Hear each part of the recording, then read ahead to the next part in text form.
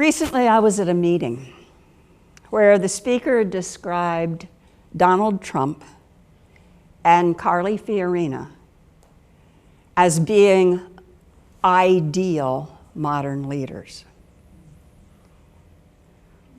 This was not a political gathering, but rather a meeting on management and organization development at a very prestigious local university, which made the whole thing even more horrifying to me. Without hopefully stepping on too many toes here, I would say that Fiorina and Trump are exactly the kind of leader we don't need in the world right now.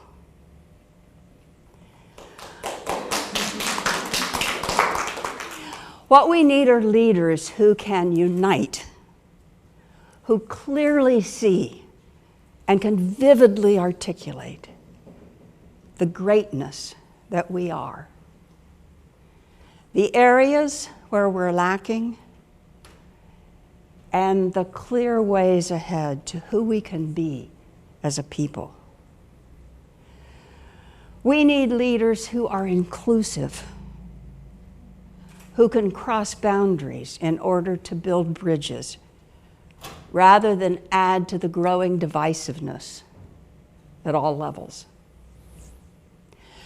Leaders who are ready to say, look, this is enough.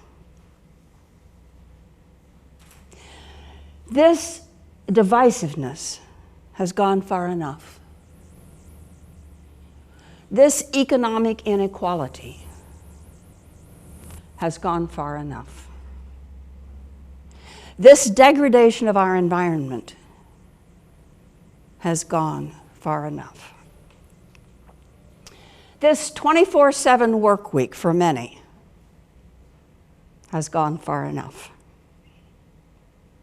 A kind of leader who is willing to stand up and say, okay, this is enough.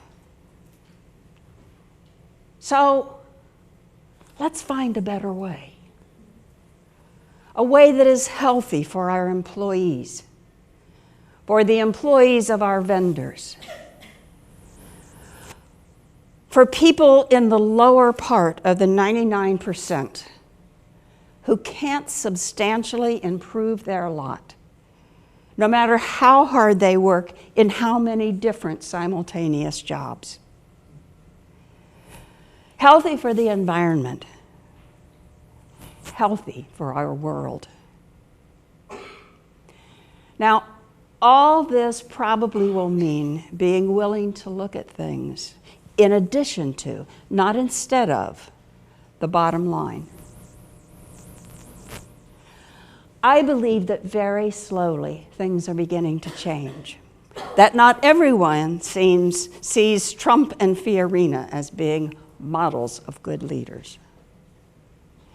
As you may have seen in a recent issue of the Harvard Business Review, there is an article titled, "What Makes a Great Leader?" with the follow-up line, find out in this year's list of the world's best performing CEOs. Number one on this year's list is Lars Sørensen of Denmark, of Novo Nordisk.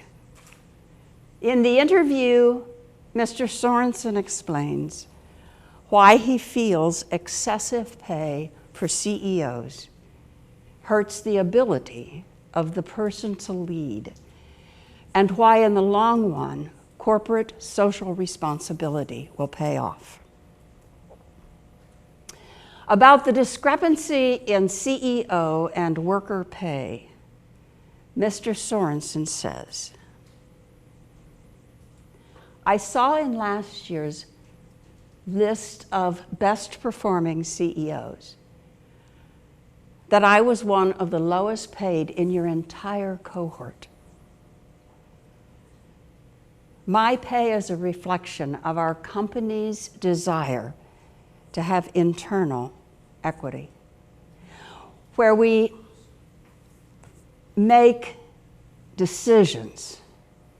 The employees should be part of that process so that they don't feel that they're just filling my pockets. And even though I'm one of the lowest paid CEOs on your list, I still earn more in a year than a blue-collar worker makes in a lifetime.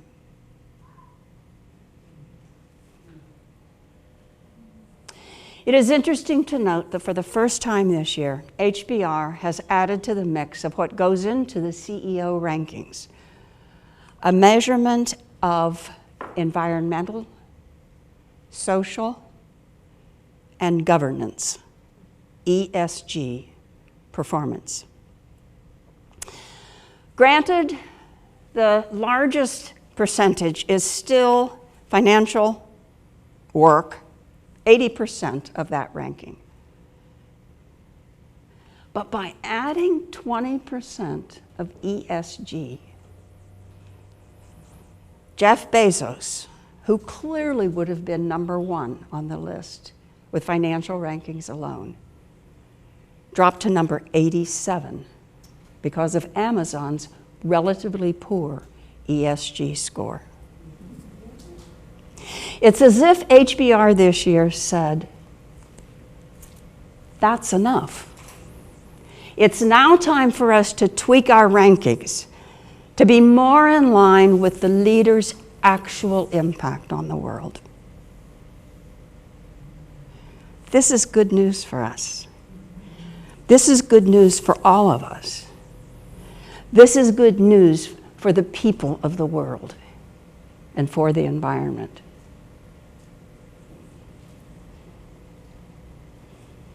What's your position on all this? What kind of leader do you want to be? Are you ready to stand up and say, okay, this is enough, and then figure out how to take the first steps toward change in whatever ways are most important to you?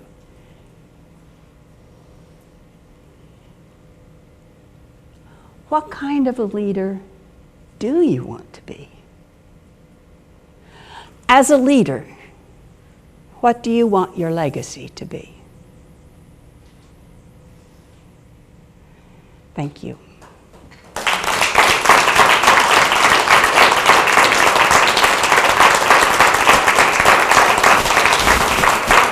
Nice big hand for Sarah. Thank you. There's a recent cartoon, which you may have seen, of a man and woman sitting at a table. The woman is looking at the man, and the man is looking at his cell phone. And she says to him, "Do you mind if I strap your phone to my forehead so I can at least pretend you're looking at me while I'm talking to you?"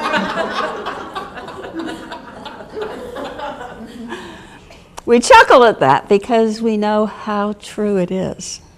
It's sad, and it's very true. So what? So what if many of us spend lots of our time anymore not looking at the people we're interacting with? Turns out, actually, that this can have a profound impact on how it affects the other person. It can strongly influence how well that person can think. Over the years, I've worked with many individuals, groups, teams, organizations with a process called the thinking environment, which is based on an observation and a question. The observation is that the success of anything we do depends on the quality of our thinking before we take the action. To me, that's sort of a duh, right? So, if that's true, if it's true that anything anybody does, the success of that is based on how well they think beforehand. So leaders, world leaders, company leaders, parents, teachers, children, any action they take depends on the quality of their thinking before.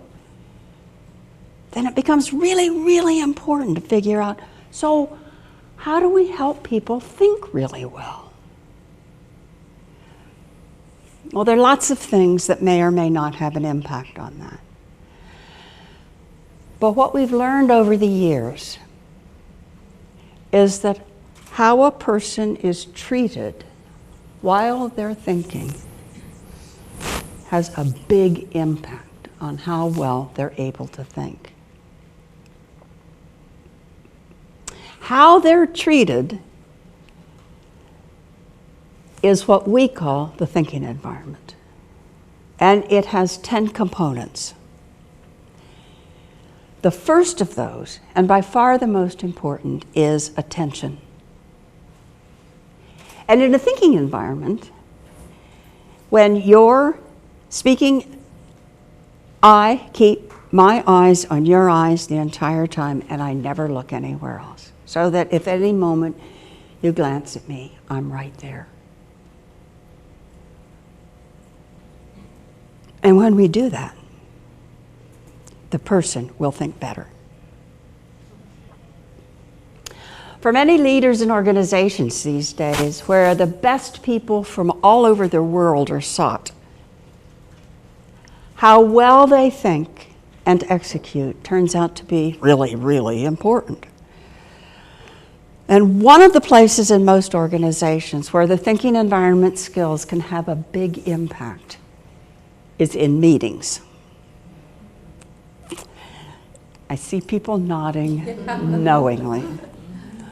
Recently, I was talking to a friend of mine who is an upper-level manager in a very large organization. And he was bemoaning the fact of the amount of time he seems to waste in meetings. Huh? He's certainly not alone. It's been estimated that 67% of meetings are unproductive. 67% of meetings are unproductive, with a waste of about $37 billion in salaries alone. $37 billion. Why so much? Well, it's also been estimated that middle managers spend about 35% of their time in meetings. Upper managers can spend 50% or way more. So if you take that times 67% of meetings are unproductive, that's a lot of wasted resource. How can practicing a thinking environment help? As I said, everyone keeps their eyes on the person who's thinking and speaking. That sounds, yeah. But I invite you to look around at any meeting where you are and see how many people are looking at the speaker. Why does it matter? From a thinking environment perspective, if people are not keeping their eyes on the eyes of the speaker, then it's going to affect how well he or she can think and therefore his or her success. But not in a thinking environment perspective. So what? Well, if they're not looking at the speaker, what are they doing?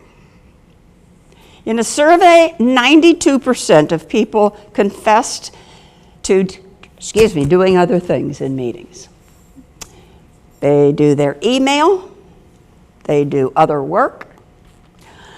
Oftentimes when I'm working with clients, I sit outside the meeting, and so I can see people's screens, and I can see what they're doing.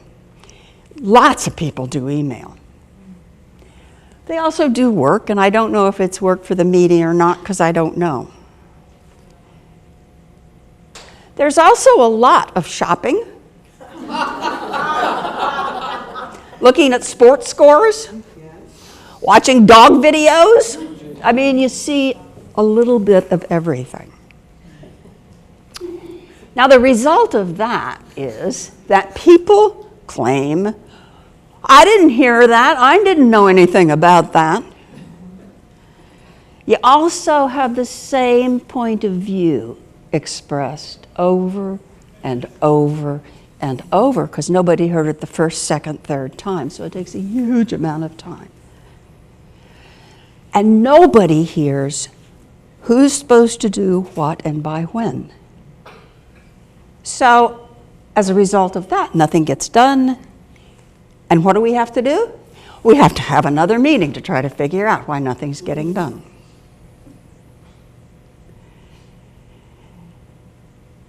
In a thinking environment, the leader or the person who's chairing asks everyone to shut down their electronic devices. You want to get a rebellion? Ask people to shut down their electronic devices. The person who's giving the presentation and the person who's officially taking minutes can keep theirs going, but other than that, no electronic devices. Everyone keeps their eyes on the speaker, and in a thinking environment, everyone gets a turn. And everyone only takes their fair share of the airtime. So what? In a January New York Times article, there was a story entitled "Why Some Teams Are Smarter Than Others." Smarter teams consistently had 3 characteristics that other teams didn't have. Members contributed more equally. Members could read complex emotions in each other. And there were more women in the group. The first 2 are directly in line with thinking environment processes. And what's really interesting is that this held true even in virtual teams where people couldn't see each other, because they were really paying attention and could read emotion. So what else could you do that would immediately lift the productivity in your organization by 35 to 50%? Creating a thinking environment is the first responsibility of a leader. As our venerable Dr. Seuss says in the Lorax, unless someone like you cares a whole awful lot, nothing is going to get better. It's not. Thank you.